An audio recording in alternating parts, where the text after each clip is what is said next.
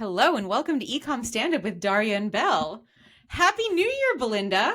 Happy New Year! I'm so excited to Could you finally hear meet that you. or not? Could No, you hear I that? couldn't. But I figured that you were maybe doing the intro.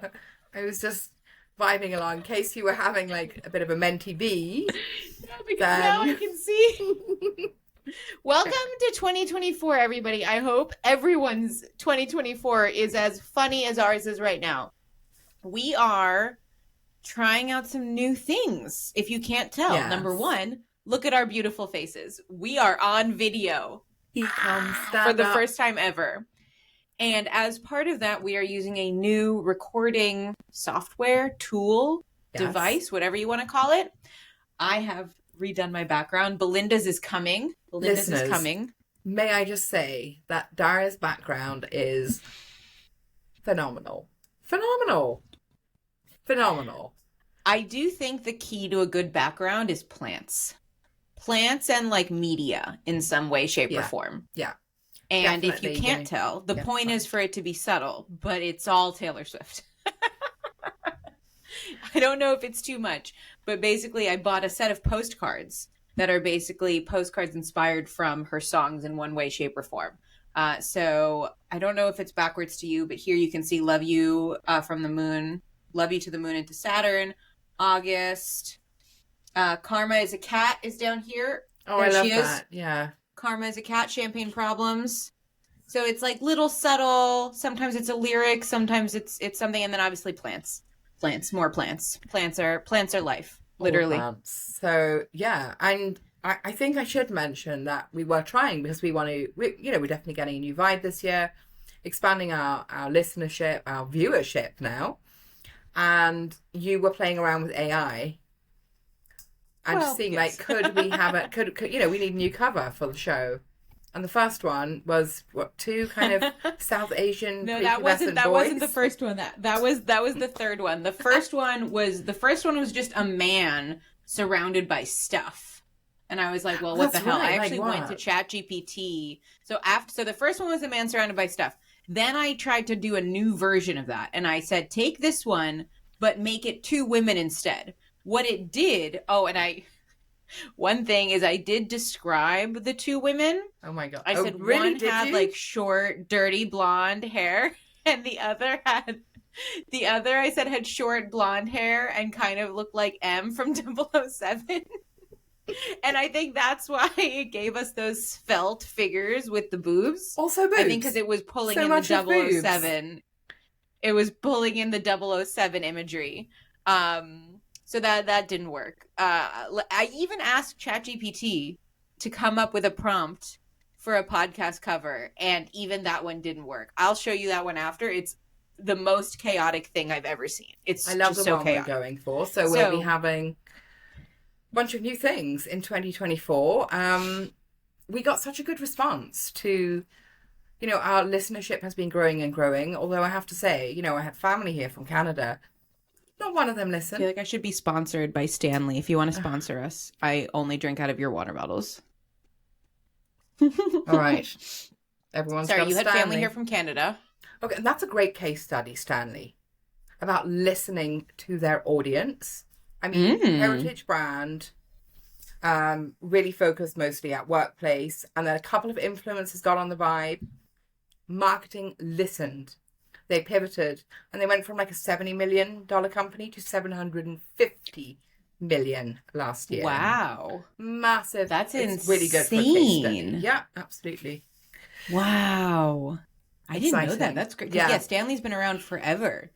And somehow they just became like the it product. Like you said, a couple influencers listening, leaning into it. So, yeah. That's incredible. What were we saying there?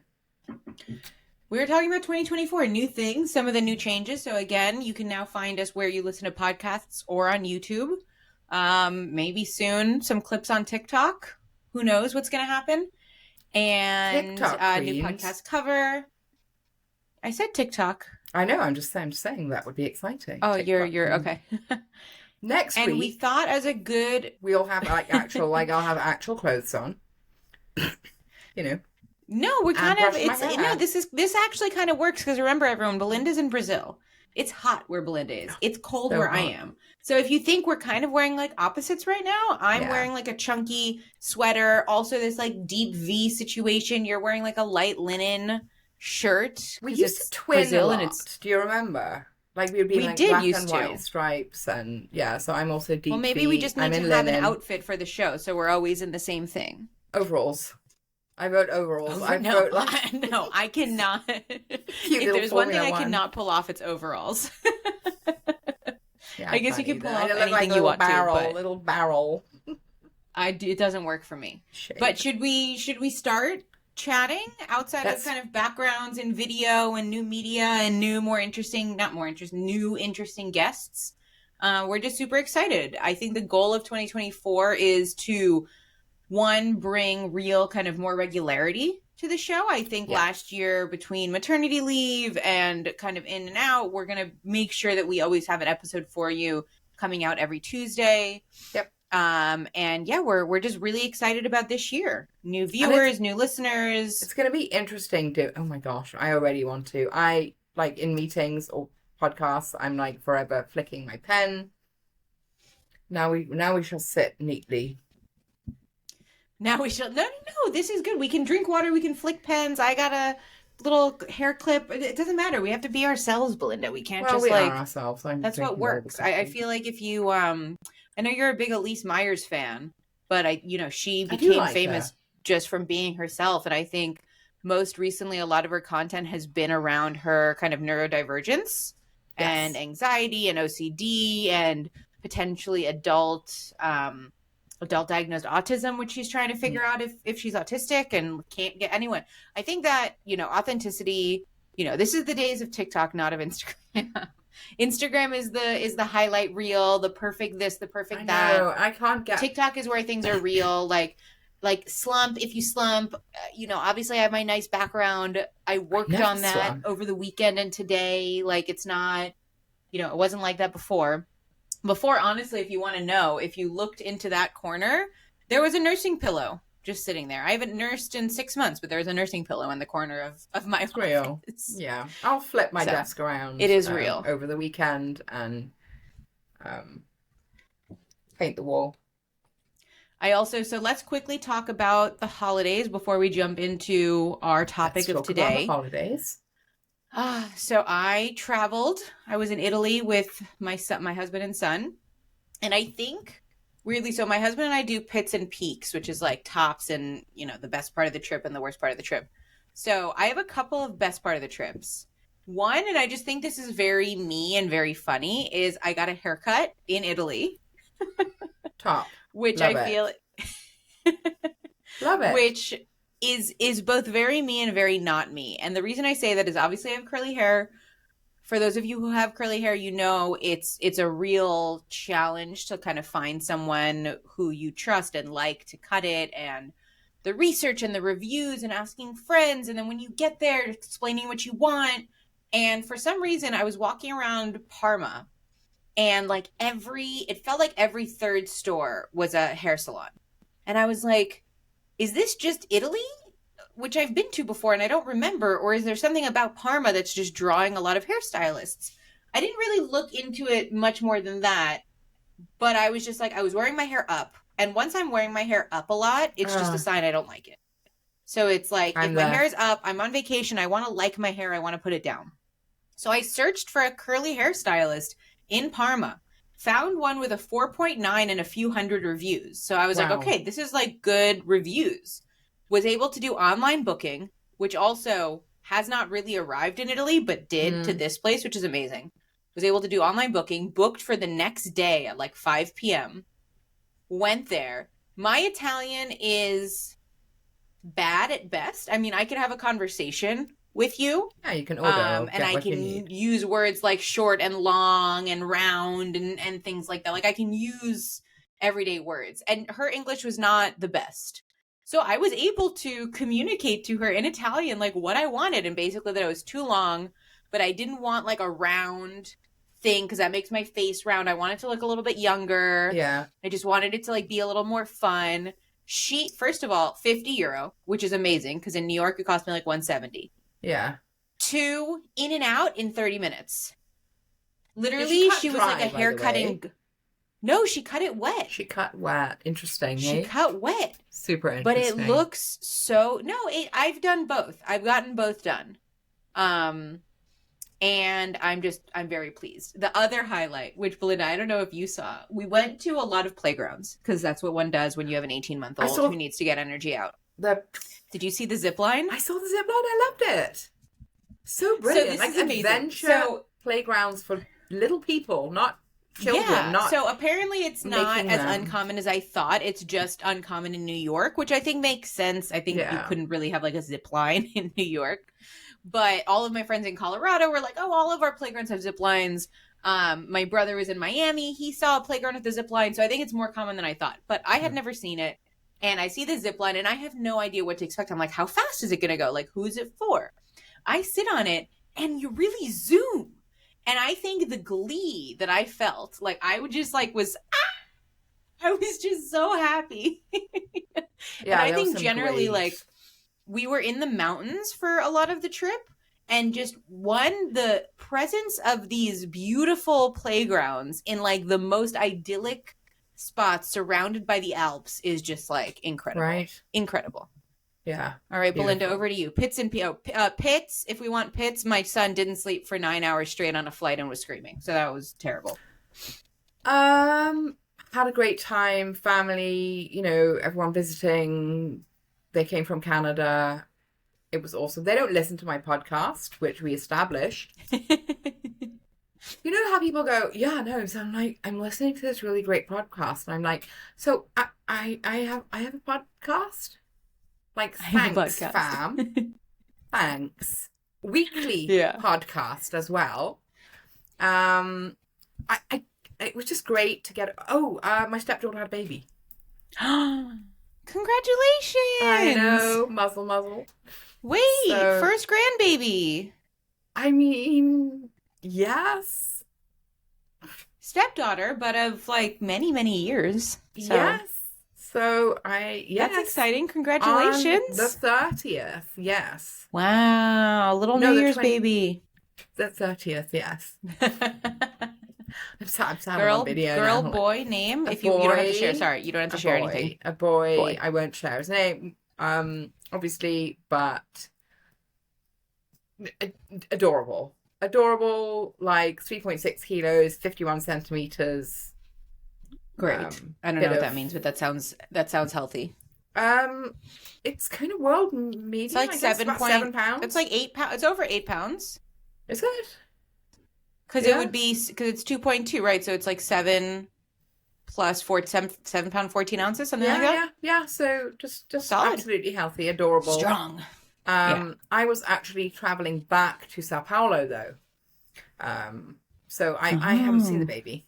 Okay. Yeah, so a bit of a pity, but I had a wonderful time in Sao Paulo, seeing all my favorites. Just traveling around a bit. So that's so exciting. No pits, loads of peaks and loads of peaks, no pits. Love it. Yeah. All right, shall we talk about e-commerce maybe, or shall we keep just chatting? Yes. It has let me know, just so like listeners, this is not a test, but we're gonna jump in.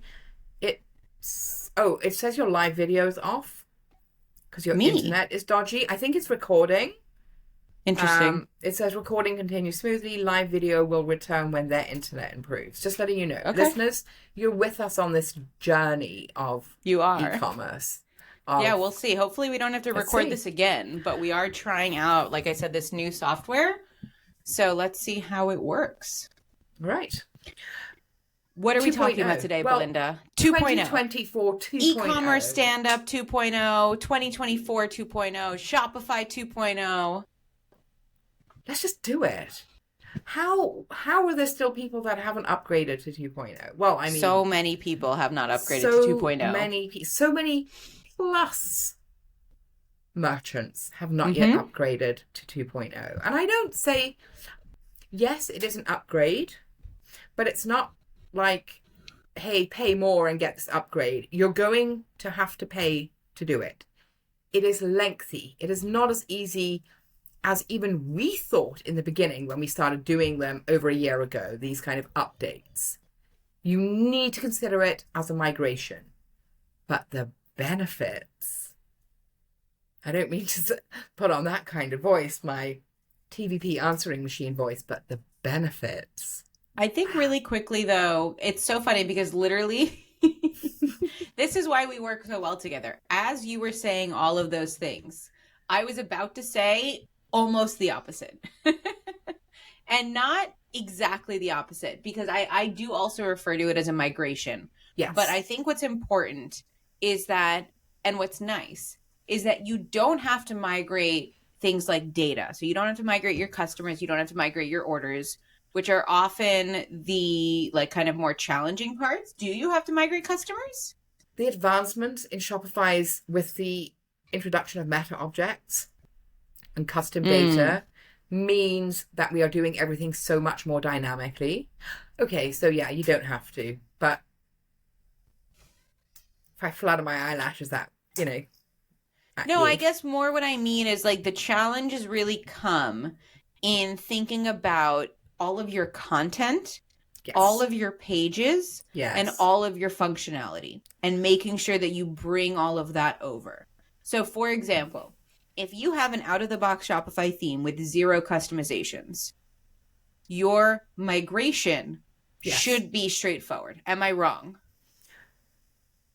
No, it will. So interestingly enough, I'm going to have to disagree with you now.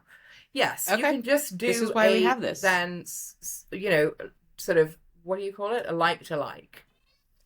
But so if you've done no customizations to your 1.0 PDP product detail page. Yep. And therefore you probably have an extremely lengthy product page and all your information is just dumped on there.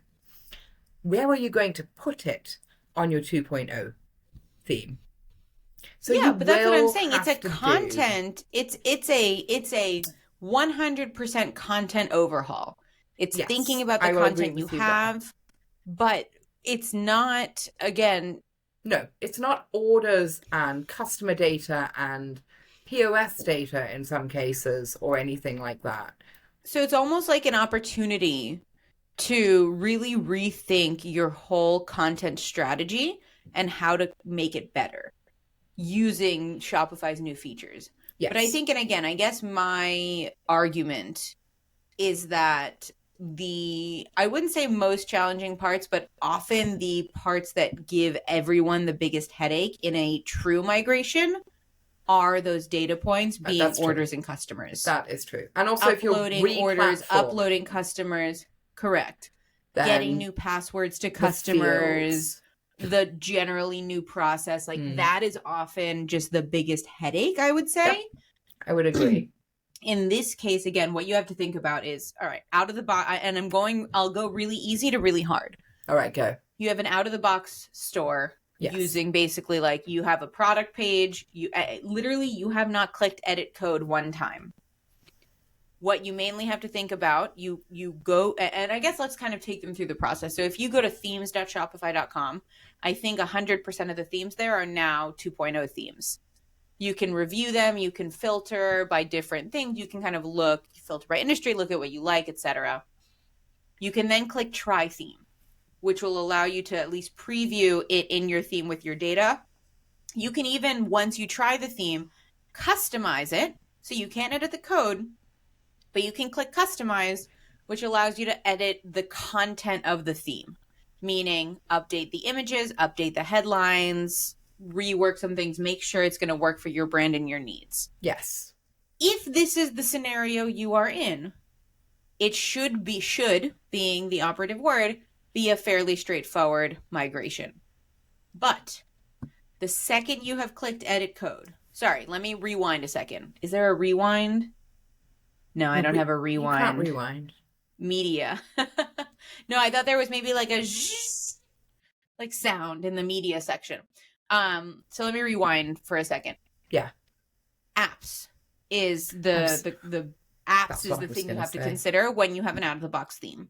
So now if you have apps, one, I do believe all current apps, like current live apps, have 2.0 app embed integrations, but you can have an app installed that is not currently live on the App Store. So you do need to basically go through every app you have installed, make sure it is compatible with Online Store 2.0 via app embeds, and if it's not, find a replacement. So this is that's important. Especially important. And we ran into this with one of our clients last year. They had very specific apps that had been built for a very specific function, and basically the entire app had to be rebuilt. As well as, just do a full tech stack audit. Here's the thing, you have to update your store to 2.0. Checkout extensibility is only going to expand. Remember, that's plus. But it's not going to be plus forever. You think? It is not going to be plus forever. I think it will be. The same way they gave us, on Advanced, they gave us access to then checkout.liquid after a while. Did they? Yeah. But then they got rid of it, so I don't know if that matters. Well, it has to be brought across. One-page checkout and, well, that'll be fine. But do a tech stack audit first, because it's going to take time. If there's anything you need to do, it would be that. Yeah. I do. Yes, you definitely do need to review your apps, make sure. Belinda, now it's very funny. I feel like I wouldn't say switch positions. I feel like you are taking like the elevated vocabulary approach, and I'm taking like the very straightforward approach. But let's swap to the other side of the coin, right? Okay. Now you've customized your site. Now Belinda's happy. Belinda's like, why are we even talking? Because think about it. A lot of our listeners are brand new or do not have that much customization. We need to consider them as well. So,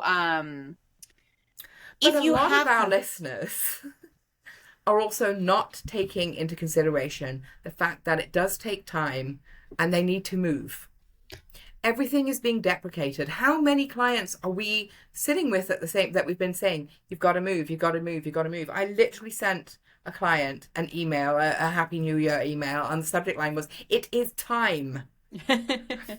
No, it is. And I understand your point here. I think I'm just kind of taking the... All right. I'm taking the approach... I'm going to step back. Do it. Hit me. No. I'm just taking the approach of... It can be simple if your storefront is simple. Chances are it's not. Chances are you have, even again, one customization, one custom app, one custom function, you have edited your HTML in some way, shape, or form, or someone has. Now migrating to 2.0 is not as straightforward. You, again, need to do a tech stack audit, like Belinda said. And this is not even so much a tech stack audit. This is a functionality audit, right? That's so you need to go through your site and go through pages. Even it's even important to go through pages that might not be live right now, because you may need them again, or you may need to use them. And the last thing you want is to be like, oh yeah, we did this thing a year ago. Let's do it again, and then go and test it, and it doesn't work because you didn't move that functionality over. So what I'm talking about here, any sort of custom section, any sort of custom builder functionality, like basically anytime you've been like, oh, let me reach out to a developer to build so-and-so, you need to have that written out, and you need to consider how you're going to move that into the new world. Yeah. I think that a lot of people thought I can just click upgrade. And it's something interesting, actually, and I want to make this point. A lot of people think that updating their current theme to the latest version of a theme is as simple as clicking, oh, update, and they just get all the updates filed in. If you have changed a line of code, you can't do that, basically. You cannot and I think it's exactly what I was mentioning before, that once you have edited code, clicking update becomes significantly more difficult. Yeah. But again, you kind of have to, not that you have to edited your code, but you probably did have to edit your code. And if you didn't, you probably should. Yeah. Like maybe as part of the 2.0 upgrade, you think about all the things you wish you could have done. The other thing to consider when you're looking at your apps is also, are there apps that I could remove and replace with something custom or a built-in feature even? Yeah. Well, I'm going to say this in my extra voice. Oh, but the benefits of moving to 2.0 are unbelievable. Just from the amount of native functionality that theme developers have put in to their new 2.0 themes, and the amount of native functionality that you now get with Shopify 2.0, it's night and day. I have a screaming child upstairs. I don't know if you can hear them, which is why I'm muted. Did you hear them before I muted? You can hear them. We could. No, I can't hear them now. I mean, I can't hear them now. Well, I'm muted. I keep muting. But anyway, keep talking about 2.0 functionality. Yeah, okay. So the biggest thing for me is meta fields, custom data fields, meta objects. And you will hear a lot of developers and agencies trying to sell you and say, oh, we can use meta fields and everything. That we were always able to use meta fields. It was just a quite complicated, or not complicated, complex development process. The reason we use just strip it down, let's call them custom data fields. It's the old story. You've got a product page. On that product page, you've got, let's say it's a beauty product. And then do you have ingredients in your beauty product? And you're like, this one has ingredient A, B, and C. My next product has ingredient D, E, and F. But I can't have them on the same page because you're working on a template. Mm-hmm. So what you used to have to do is either create individual product templates that then were assigned to products, which meant that you had to update 20, 50 pages. Especially if it's every single one is a different, right? It's wild. Yep. Now, a custom data field, or these custom fields, meta fields that Shopify now has built in, allow you to have one template, and then you just create these, exactly what it is, custom data fields, where you just go in and I know you can do it in bulk. You can just upload all the different ingredients. So you would literally just click into the product page. Sometimes you are using an app. And for those who might not understand data objects and meta fields, what sort of can you do text and photos and video? Like, what is there any limit to the media that you can use here? Okay, no, amazing. You can do certainly images. I mean, I'm not mad about video anyway, just because of ADA. It just slows things down. It slows things down. I much prefer a GIF. A topic for another day. I'd rather sacrifice better quality. Yeah, so just for that alone, I would pay good money to move to 2.0. Well, let's go through really quickly in a kind of sequential, I don't know if sequential way, but let's just go through all of the 2.0 features. Yes. What their benefits are and why you need it. So number one, probably the biggest one, the most obvious one, is the improved theme editor. And I think what's important here, to where Belinda before was talking about meta objects, I'm going to talk a little bit about landing pages. And I'm going to talk about just the general experience within the theme editor. So one example, you used to have, and if you haven't used the theme editor, bear with me because it's hard to kind of explain. But you still have what your page looks like on the right and kind of controls on the left. You can now, for example, click on a section. It will open up the controls for that section on the left. You used to have to kind of peck and hunt for these sections before. You would have one up. You would say, that looks like a slideshow. You'd have to go to the left. You'd have to look for slideshow. But if you have more than one slideshow, are you not following me? I am. You didn't play around with the 1 point. I'm forgetting that literally. No, I know. It was bad. The basis of 2.0 is sections anywhere. We need to go back. It's sections anywhere. So it's I was going to get to sections anywhere. So it starts with the general theme editor, which includes the theme architecture overall, which has just kind of paved the way for so many other things. It also includes sections anywhere. So it's very funny because I kind of grew up on Shopify 1.0. So I have so many memories of how we used to have to develop things. And Shopify basically cut the work tenfold for developers. Because now what we used to have to do was say, hey, I want to be able to have this image and text. So first, well, hold on, let's step back a little bit.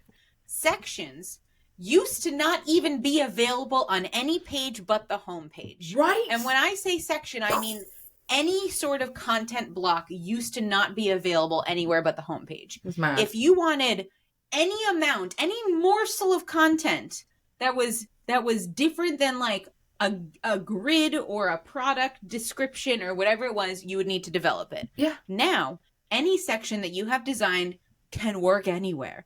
Anywhere. It's amazing. Literally. So that's number one. Number two, again, when we used to want a section somewhere, and I remember working with developers and they would ask, what pages do you want this available on? Do you remember? Because they wouldn't... Yeah, because they would develop it and then they would need to add the code to different pages. And then if you needed to use that code on a new page, you would need to find the most similar page, duplicate the template. I mean, the things you had to do, it felt like it was the wild, wild west. It was. It was fun. It was amazing what we were... The stuff that we created. It is amazing what we could do before. That now... Yeah. I'm going to say was like weeks of coding. Now it's like 20 minutes. I mean, that's the... Not 20 minutes. It's probably like 3 to 5 hours now to create a section. Creating a section, but moving sections around and just having them there. Yeah, it's wild. All right, so we've covered the improved theme editor, sections available on all pages. Massive upgrade to Shopify meta fields.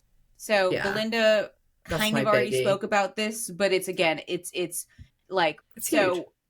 Let's go to sections quickly, right? So let's say you create a section that is columns, right? So you have an image and you have text below, image, text below, image, text below, image, text below. Let's say it's a gallery. So you can arrow through, right? You can now create what's called meta objects to fill the data in that section from the product page editor. Correct. So what that means is that you don't need to navigate. It's very hard to explain, but you don't need to navigate to the theme editor. You don't need to load what you used to. And again, oh my God, I remember this from like the Mapalim days where it was a brand that sold like Mediterranean skincare. And they had this amazing map with like ingredients. Oh my God, I can't believe we succeeded in building this. Right? What we had to do before because this was, not only was this before Metafields, I think this was before like Accentuate was around. So what we did is we had a template per product. We then modified the URL to go to each product. So I had a spreadsheet with each product URL. I would modify it, go to each template, and then edit the images and ingredients that were in each one. Now you can have one template, like Belinda said. You can go just on the product page. You can now basically open up a little accordion that says Metafields and just upload what you want there. So it's like literally, it's just so good. I will say that you still need a developer to put the Metafields in the template. Correct. I would advise getting a developer just to look it over. You do need to have some code, but... I mean, you need to know how to code to code the Metafield content into the section that has been developed. Next, and I actually think this gets overlooked a little bit, and it makes me sad because I use it on every single site, and we talk about it on every single site takedown. Product filters, collection filters. That was part of 2.0. That update was part of 2.0. Oh, wow. And 2.0 is brilliant, isn't it? I actually think, if I recall, OG Shopify filters were trash. Useless. You had to use an app, and that app would slow down your site. And I think also, now that I've just mentioned the important word site speed, the kind of elephant in the room speed, most of these updates have site speed in mind. Because ultimately, site speed often comes down to, in a way, lines of code, right? Yeah. In a way, that is a factor in site speed. So if you have apps that are doing something that don't need to be, you're adding thousands of lines of code. If you have code that's not written that well, that's kind of adding more lines, it's just more for the computer to process. So if you can now kind of build, so even the templates that we were talking about before and the sections, like that all just added lines of code. So what Shopify has done with all these updates is just kind of like slurp up the code sections to make it all a little bit faster. So back to filtering. If I recall correctly, and again, this was now probably 2 or 3 years ago that I last used native Shopify product filtering, but I don't even want to say the wrong thing, but in my memory it was all and filtering, and you couldn't really create custom filters. It was just based on like the data in the product. And it was bad for SEO, really. Yeah.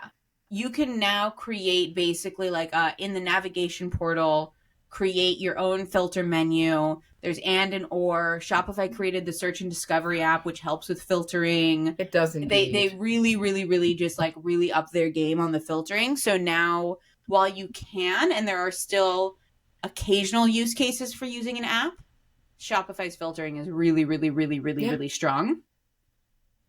Next is updated app extensions.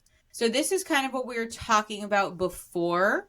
One, building apps. So this is more for developers. It's easier. Maintaining, troubleshooting, and removing apps is easier. They basically updated the way apps communicate with the theme. And they've also created app embeds, which is basically updating. Well, app embeds updates how you actually manipulate or use the app. So I'll give you an example. Oh my God. I think I have PTSD from how things used to work. Right. So I'll give you an example. Let's say you want a countdown timer on your site. What you used to have to do, you would have the countdown timer installed. There would be a little snippet that said include, like a little code thing, include timer, etc. You would have to go into the code. You would have to find the place where you want this timer to be, and you'd have to put it there. Yep. You would then have to go into the app to modify what it looked like. I want it to be red. I want it to be this. I want it to glow. I want it to count whatever you wanted it to do. Now, you go into the theme editor. You go on the little tab. You click app embeds. You can drag and drop where you want the little countdown timer to be. To appear, right? Correct. And when you click on the section, the customizations, like the color that you want it to be and everything, can be done in that left side panel. So it's really just like, I can't, honestly, as I'm saying this, I can't believe the way things used to be. Right? I can't believe it. I'll take it one step further. We have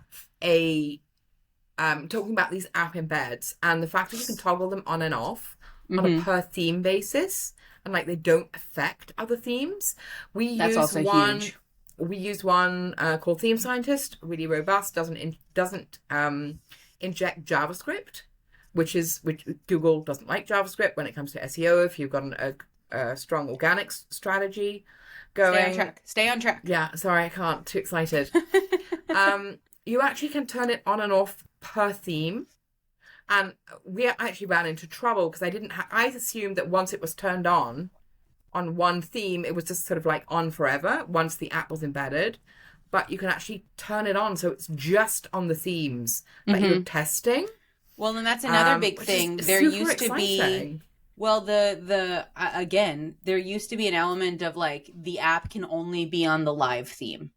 Yes. There were so many apps that could only be on the live theme. And it's like, well, you couldn't test. You couldn't test it. You literally, the only way to test it was a sandbox store where your dev theme was the live theme in a sandbox store and you were testing it and it worked. And then you said, okay, let's push it live and hope everything works and fingers crossed. I know. It's exciting. 2.0 is exciting. And so it's cut down developers' time, I would say by 2/3. No, maybe half. Let me be half. But it's allowed us to come up with so many more exciting strategies and experiments, and you are so much faster to iterate. We must be at time already. I mean, No. There's only a couple more. There's only a couple more features. Okay, go for it. Because I have one, and it's a big one. But now you made me forget it, and now I'm all stressed. All right. Well, we've already been talking about this, so this will be quick. Enhanced site performance. Again, everything we've been talking about is about enhanced site performance. Another one is the refresh checkout experience. So this is kind of twofold. Yeah. One is So one-page checkout is available to everybody. Yes. Checkout extensibility currently only available to Plus merchants. There are, though, checkout apps that are available to everybody. It's just not quite checkout extensibility. So that's like post-purchase, things like that. Yeah, checkout that is buddy, now more available. Yeah. Multilingual capabilities. This is kind of related to markets and generally they just created better apps multilingual. Are so much better. I have PTSD. Correct. From Chantico. And yeah. All right, what's your big one? Because that's my list. My big. Oh no, I had it. You lost it? Oh gosh. Keep talking. Talk about something. I can. Let's see. No, it's not working. Get rid of. Yes, I've got it. Trash your landing page builders. I'm not going to mention them by name. You do not need them anymore. Now you have exactly what you used to have on the homepage, the diversity, the kind of excitement, being able to build out a totally unique homepage. You can spin up a landing page like that. Well, that ties to the sections anywhere. So again, literally, if you have a landing page builder, I don't know what you're doing, to be honest. But literally, click a button, new page. You can base it on any page that you have. You can take all of your sections from the home page. And again, the main purpose of this, and the reason we trash landing page builders, because they had their moment, is... Did they ever? And we could do a whole episode on this. But really quickly, it's mobile responsiveness. It always looks fucking garbage on mobile. Yeah. Amount of code. General. It doesn't look like the rest of your site. So you land on a page and you're like, what? The fonts are different. That this is different. Like, unless you have a developer who for some reason is using these pages. Anyway, we are going off track. We are 12 minutes over. So high level, if you are not on 2.0, move. I don't know what you're doing. It's so much better. Your business will be better. Everything will be better. So do it. Belinda, any final words? Do it. What are you waiting for? Do it. Do it. All right. Do it, everybody. I don't know. Is this going to play? Is it going to work? Play. Is there music? See, again, we're trying some things live. I don't know if it's going to work right now. We'll get it right. Stay with us for the journey. Okay, but the singing? I'm playing the intro again. It's okay. I'm playing the intro. The outro didn't work. Okay, stop. Bye, everybody.